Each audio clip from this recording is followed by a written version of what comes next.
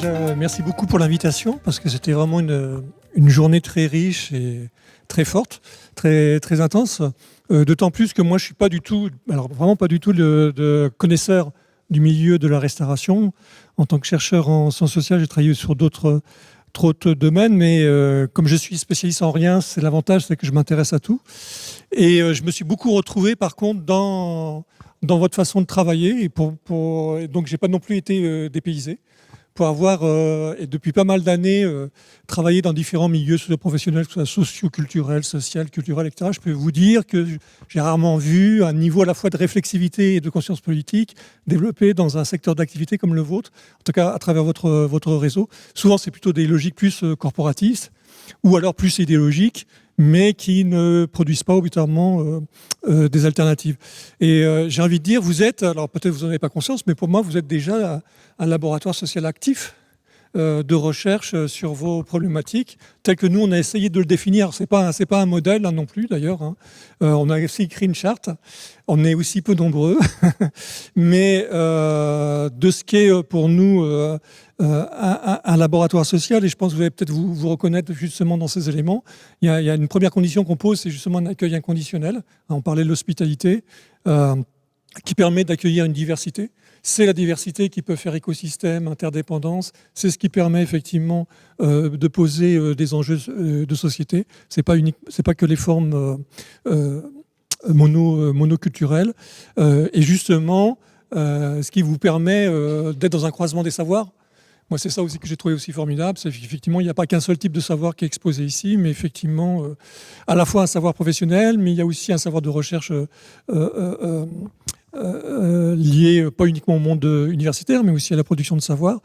On définit d'habitude justement plusieurs types de savoir. Il y a le savoir effectivement de type, j'ai envie de dire, un peu académique, universitaire ou scientifique, le savoir professionnel qui est plus lié à des corps de métier, à des référentiels métiers, etc. Puis il y a un troisième type de savoir que moi j'appellerais plutôt expérientiel, existentiel, c'est un peu le savoir citoyen. Celui qu'on apprend dans la pratique. On n'est pas obligatoirement formé à un métier, mais etc. À travers la militance, à travers aussi d'autres formes. C'est peut-être d'ailleurs ce troisième type de savoir, et ce serait peut-être aussi une étape intéressante aussi à croiser, c'est-à-dire justement où est le public que vous croisez, c'est-à-dire comment l'inviter aussi à cette discussion. Je vais peut-être y revenir tout de suite après, parce que pour moi c'est un levier peut-être politique pour vous, justement d'inclure cette dimension-là aussi du public que vous croisez dans vos formes de lutte. La capacité aussi de s'auto-missionner, c'est-à-dire ou s'auto-saisir, ça je crois que c'est vraiment important, c'est-à-dire qu'on n'attend pas l'autorisation pour faire. Donc ça je pense que c'est aussi sachant et aussi le droit à l'expérimentation, c'est-à-dire le droit aussi d'expérimenter des nouvelles voies en dehors justement des champs institutionnels qui, eux, vont, vous l'avez exprimé tout au long de la journée, vous réglementer, vous normer. Et donc comment, à un moment donné, comme disait Foucault, c'est créer des espaces d'hétérotopie, c'est-à-dire c'est des vrais lieux, c'est pas une utopie, mais qui échappent un peu aux normes extérieures, qui vous imposent à rentrer dans des cadres qui ne permettent pas de poser des alternatives, ou dit autrement, comment créer justement comment faire société autrement, quoi. Et je pense que vous en avez conscience, en tout cas moi je vous le dis, c'est que vos lieux sont des lieux justement, j'allais dire révolutionnaires, mais quoique je sais pas, peut-être l'historienne aurait pu dire ça, c'est en quoi aussi les restaurants, les lieux, les cafés ont été des lieux où se sont fomentées les révolutions, parce que où se croisent les gens. Et ça, je pense, c'est une de vos forces. C'est que où sont les lieux de croisement aujourd'hui dans la société? Et je pense qu'ils sont de plus en plus rares. Donc effectivement, c'est la capacité d'être autonome dans ce sens-là, c'est-à-dire vraiment être des espaces où on se pense par soi-même et on essaye de faire société autrement, ils sont de plus en plus rares finalement. Voilà, donc après, un des enjeux, effectivement, c'est comment légitimer votre savoir. Et donc ça, je peux effectivement que vous inviter à continuer dans cette voie-là. C'est-à-dire comment valider une contre-expertise par rapport aux savoirs normatifs justement qui vous sont imposés. C'est vraiment important par rapport, pas simplement en termes de plaidoyer par rapport aux institutions, que ce soit en France ou européenne ou internationale, mais effectivement de pouvoir dire qu'effectivement il y a un contre-savoir et de le légitimer, le prouver. Et vous l'avez dit, rendre visible à notre récit. Ça, c'est vraiment important. Chacun de vos lieux sont aussi des espaces de récits individuels et collectifs et pouvoir mettre des mots sur les luttes. Parce que ça aussi, c'est un des pouvoirs, je pense, aussi du néolibéralisme actuel, c'est qu'il nous reprend tous les mots. Le président actuel a créé un livre qui s'appelle Révolution, quoi. Enfin, tous les termes qui sont un peu transformatifs, j'ai envie de dire, qui essayent de développer notre imaginaire, sont tout de suite récupérés. Donc là, il y a vraiment aussi un lutte. On parlait de se réapproprier un champ culturel qui est aujourd'hui monopolisé par les logiques très conservatrices. Donc ça, c'est vraiment un lieu de lutte et pas simplement théorique. Et puis aussi, nous, c'est en tout cas notre travail au niveau du laboratoire social, c'est comment légitimer cette posture d'acteur-chercheur, même si on n'y a pas justement du milieu universitaire, en s'appropriant les outils des sciences sociales. Je parlais du récit. Il y avait d'autres tentatives qui ont été faites. On parlait de Notre-Dame-des-Landes, d'un groupe qui s'appelle Mauvaise Troupe, qui avait créé un bouquin collectif en mettant du récit, parce qu'il y a très peu de récits écrits dans ces luttes, au cœur des luttes, justement. Et donc, ou alors quand il y a un récit, il est toujours extérieur. C'est toujours les autres qui nomment, alors que ce soit les journalistes, les politiques, les institutions. C'est comme l'histoire, il y en a certains qui disent il est fait par les rois, et non, l'histoire est faite par les peuples. Voilà, bon. Et donc mais il y a personne pour l'écrire. Donc à un moment donné, comment réintroduire ce récit, alors que ce soit par rapport à l'écriture réflexive, et ça c'est tout un enjeu, parce que vous êtes, et vous l'avez dit, c'est très difficile de mobiliser les gens, on n'a pas l'espace-temps, ça aussi c'est un point sur lequel je veux revenir, c'est comment à un moment donné négocier cet espace-temps pour créer justement ce que vous avez fait aujourd'hui, comment le faire dans chacun de vos lieux justement. C'est-à-dire pas une fois par an au niveau du réseau, mais comment effectivement réintroduire ces espaces et de manière plus permanente ces espaces réflexifs dans vos lieux, comment les négocier. C'est pas évident, qu'on n'a pas les moyens, qu'on n'a pas le temps, etc. Donc ça c'est vraiment un enjeu sur lequel nous on essaie de travailler, mais c'est pas évident parce qu'évidemment vous n'allez pas recevoir des soutiens pas à ce niveau-là. Même au niveau, vous parliez de la formation, c'est aussi un enjeu justement, parce que c'est aussi un autre enjeu c'est l'auto-formation, la formation réciproque, ou on peut appeler ça éducation populaire, université populaire. C'est aussi comment, à un moment donné, ce savoir-là peut être réinjecté, réapproprié par d'autres, et entre autres une nouvelle génération plus jeune, justement, qui puisse...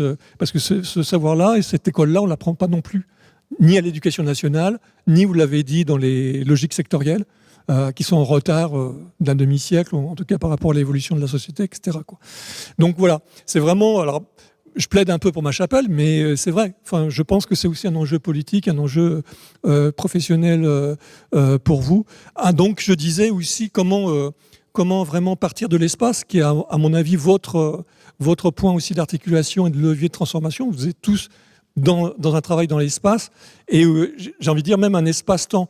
Alors là, je ne vais pas faire une analyse très, très rapide, mais moi, de ce que j'ai compris d'un champ que je ne connais pas, mais qu'on voit l'évolution du capitalisme qui passait d'un capitalisme industriel à un capitalisme financier et monétaire, puis maintenant un capitalisme de plateforme cognitive. C'est un peu l'évolution, moi, que je fais entre la cuisine, le fast-food, et puis maintenant ce qu'on appelle les dark cuisines, etc.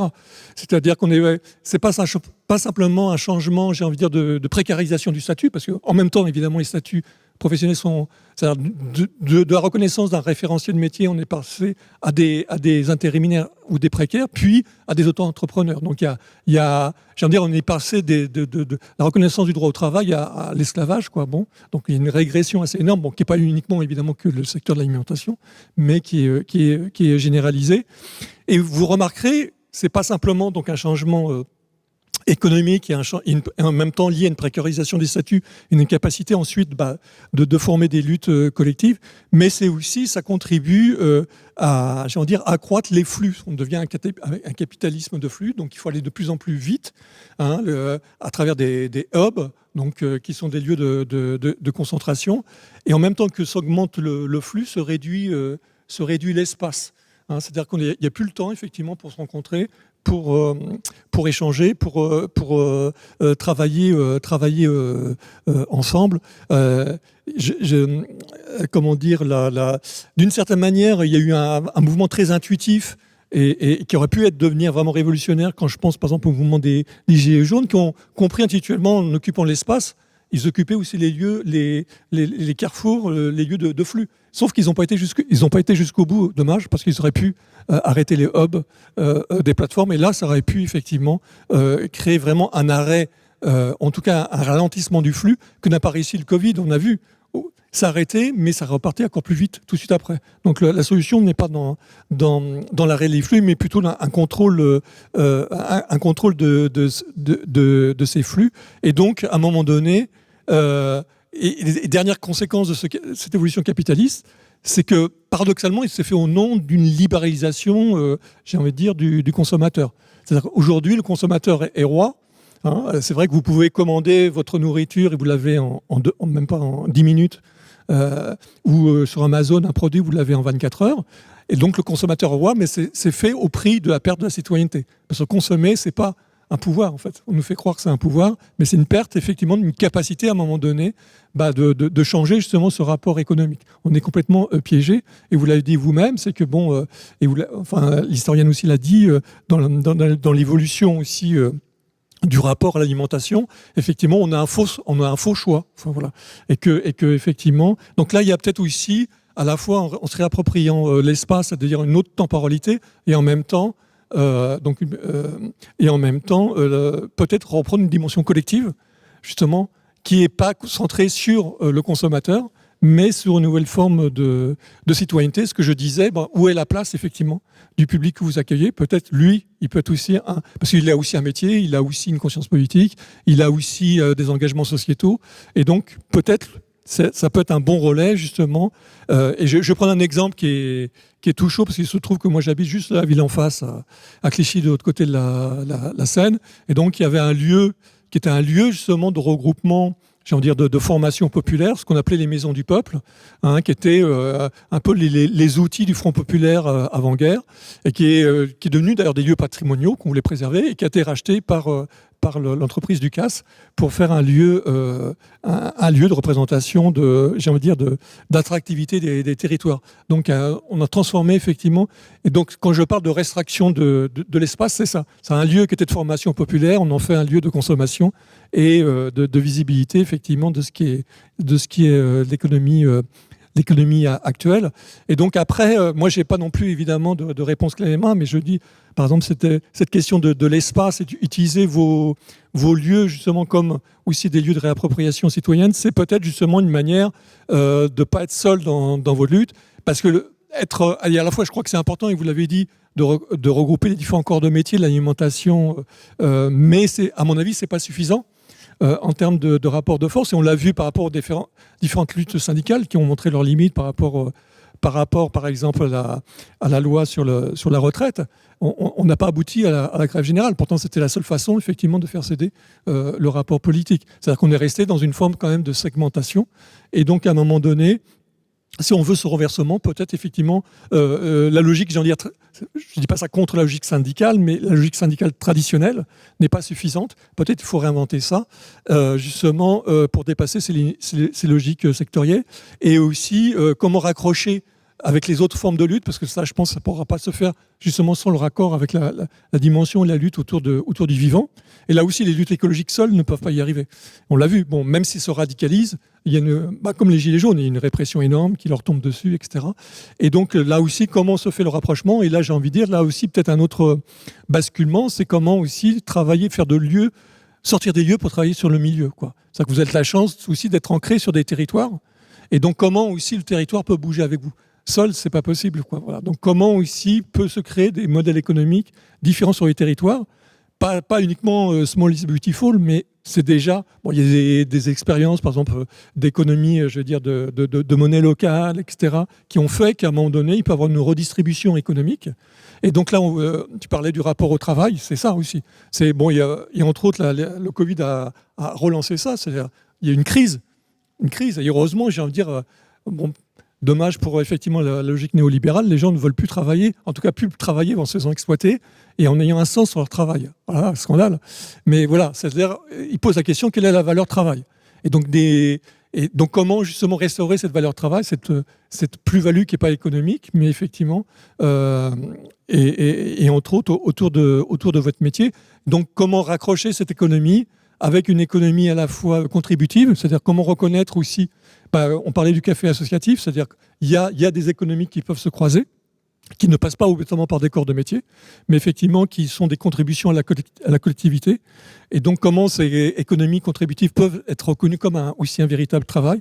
Et pareil pour l'économie du commun, c'est-à-dire à un moment donné, comment on peut imaginer une autre gestion des ressources au niveau territorial, et donc aussi une autre façon d'organiser collectivement la gestion de ces ressources. Et je pense que là, le milieu de la restauration peut être aussi assez central là-dedans, dans cette impulsion-là. Et c'est aussi important dans le sens aussi de mobiliser, je pense, parce que vous touchez justement des classes sociales différentes, de toucher toutes les classes sociales. Parce que le problème des gens qui se mobilisent, on le voit au niveau des mouvements écologiques, au niveau des nouveaux tiers-lieux, qui sont des fois aussi une tarte à la crème, il faut le dire. Bon, ça mobilise la classe créative, voilà, c'est-à-dire la classe moyenne ou supérieure, etc. Comment aussi, justement, recréer ces centralités populaires, ces maisons du peuple dont on parlait tout à l'heure, quoi, qui, à mon avis, est le véritable support, justement, de vos aspirations. Voilà. Bon, je ne veux pas être trop long, mais c'est ce qu'en tout cas, moi, m'a suggéré vos discussions. Bon, j'ai pas de solution claire en moi, mais par contre, il y a un cheminement, je pense, collectif. En tout cas, ce serait avec joie et avec d'autres, parce qu'il y a aussi d'autres membres aussi de tout réseau ici. Bon, qu'on sera heureux effectivement d'échanger et de poursuivre les échanges autour de ça. Bah écoute, merci beaucoup Hugues. Je vous laisse intervenir si vous avez des questions à poser à Hugues, mais en tout cas moi je suis... l'exercice est toujours intéressant d'avoir le regard extérieur et de se rendre compte qu'on fait des choses sans le savoir. Et ben écoute, continuons. En tout cas, ce que tu dis sur la réappropriation de l'espace, ici on en a un bel exemple, c'est une halle qui sert peu, qui est très grande, on peut y faire énormément de choses. On a un cuisinier qui a bien envahi l'espace, mais son espace aujourd'hui est tout petit. Voilà, on a des espaces effectivement, c'est rare, c'est rare. Voilà.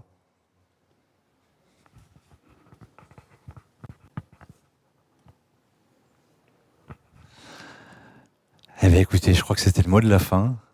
Merci beaucoup d'avoir été aussi assidu et présent avec nous tout au long de la journée, qui n'est pas terminée, parce qu'il y a 2 moments qui nous attendent encore.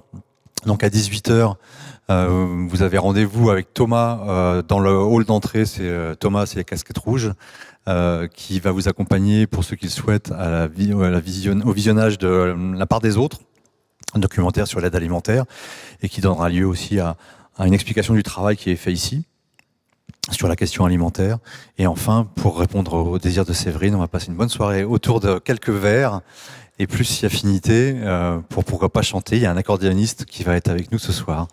Donc, bienvenue à tous et merci beaucoup. Bonne fin de journée.